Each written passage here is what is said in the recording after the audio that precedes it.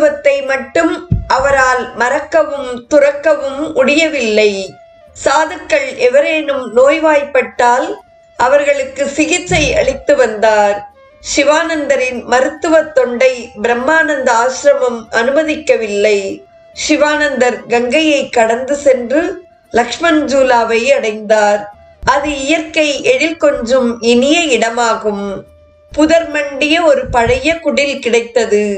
அங்கு தங்கியபடி அருகில் இருந்த கிராமங்களுக்கு சென்று சிவானந்தர் பக்தி பாடல்களின் வழியே பக்தியை பரப்பினார்.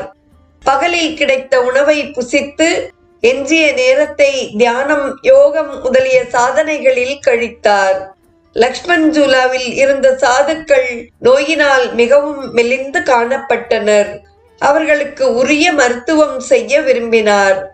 ஆனால் கையில் காசு எதுவும் இல்லை. என்ன செய்வது? சிவானந்தரின் நண்பர் ஒருவர் அவரை சந்தித்து 5000 ரூபாய் வழங்கினார்.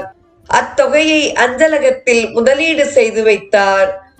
அதிலிருந்து கிடைத்த வட்டியை கொண்டு தேவையான மருந்துகளை வாங்கி சாதுக்களுக்கு சிகிச்சை அளித்து வந்தார். அத்துடன் அவர்களுக்கு ஊட்டச்சத்து மிகுந்த உணவுகளையும் வழங்கி வந்தார்.